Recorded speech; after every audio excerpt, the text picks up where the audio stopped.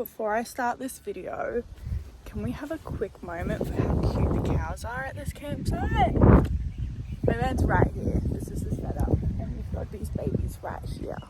Don't be scared of me. My dream come true. Cows! Just big old puppies. Hi! I wonder if you let me pat you. It's okay. Yeah. Nearly. But still adorable. Today we're going to talk about money since everyone in my comment section loves talking about it. Maybe I'll move. This is a bit sunny. Okay, that's better. I'm sorry if the volume isn't the best. Last time a few people commented that I need to get one of those mics so you can hear me better, but I just haven't gotten around to it. So we're just gonna do it like this. Everyone in my comment sections love talking about it, so let's just talk about the facts, how I live this lifestyle, how I afford it, where does my income come from, yada yada. So starting off with the van itself, I bought the van for $19,500, which honestly is the biggest steal. Like Toyota Hiace 2010 diesel, it had about 240 on the clock, which is a really good price for $19,500. I was really lucky to find her. But how did I get nearly 20 grand?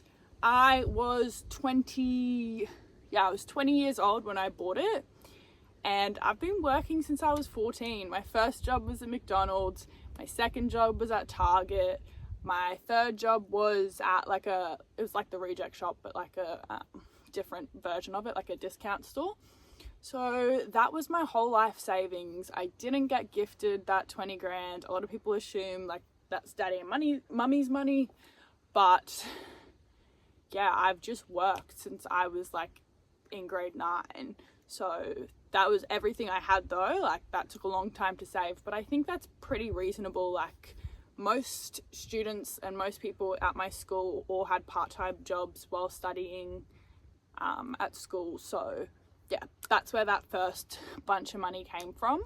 Next, the conversion. So the conversion was $12,000, which took me a few months to save for while I was doing traffic control. So with traffic control, if you Google the average salary for a traffic controller in Australia, it's from 50 to 70,000 a year, which is around about what I was on for the year that I did it. So 12,000 took me a few months to save up for, and then I bought the conversion. At this point, I think I had about $1,000 in my bank account. And the next thing I had to save for was to travel this lifestyle. So I watched a bunch of videos on other people living this lifestyle, and I worked out that around $500 a week should be enough week to week. So that meant I had to save $26,000 to be able to do it for the whole year of 2023. This was somewhat reasonable. I was earning at least $1,000 a week, and I had, I think, 6 to 7 months to save up that 26 grand. So how did I save? Obviously, I stopped partying. I was working so much that I wasn't really spending too much money besides the basics of fuel and rent. I was only paying $100 rent because I was living at home, so that is a massive privilege and helped me save so much.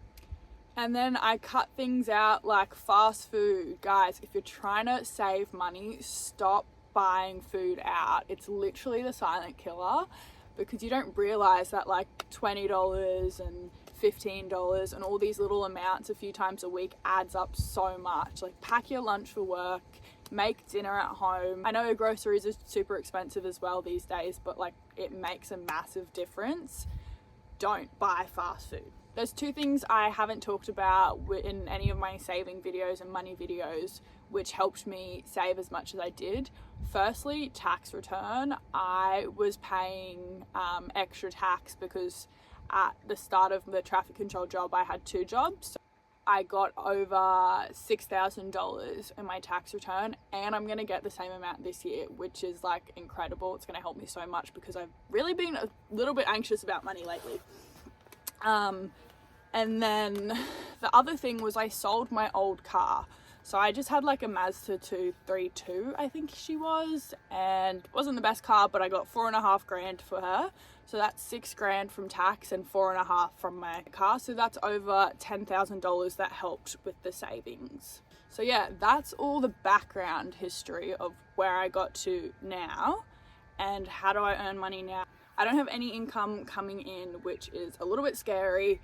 And a lot of you guys ask how much I get paid to be like an influencer and stuff, and to be honest, today is the day that I'm trying to sort that out because I've actually not been paid for anything. I haven't done any branded content that I've been paid for. I don't know how any of it really works, and it makes me a little bit anxious trying to figure it out, and I don't know if I should go into management and yada yada yada. So today I'm trying to figure that out and hopefully start getting paid to travel, which is like the dream. But yeah, everything I'm living off now is just my savings, so it's achievable for like anyone. In terms of my $500 budget a week, that number goes up and down. It changes really depending on the week. This week I have my rego due. Before I left, had to get a car service, change all my tires, brake pads. There was a lot that needed to be done. So there's often weeks where I go way over it. And that's okay, because there's also weeks where I go way under and I might only spend $300 for the week, or even less sometimes, but that's kind of rare. But what I'm saying is, as long as you kind of stick to that budget and you're not blowing your money on silly things, you're not eating fast food every day or buying really expensive food, stop shopping at Coles and Woolies for your veggies, shop at Aldi, go to fruit stores, go to markets. There's a bunch of little things that you can do to help save money. What will I do when I run out of money? What will I do when I run out of money? Probably have a big fat cry and then tell myself, get it together. What are you going to do with your life? You know what I mean? Hopefully if I start getting paid to be an influencer, I won't run out of money, but that's all new to me. I don't know how much money I don't know anything about that. So in terms of someone, let's say, that doesn't have a following, which most people don't, when you run out of money, you just have to get a job. My speaker turned off when I was speaking. Obviously don't let yourself go to $0, but there's so many fruit picking jobs for backpackers in Australia at the moment. There's so many cafe jobs. I see places all the time, especially in small towns, that are looking for people.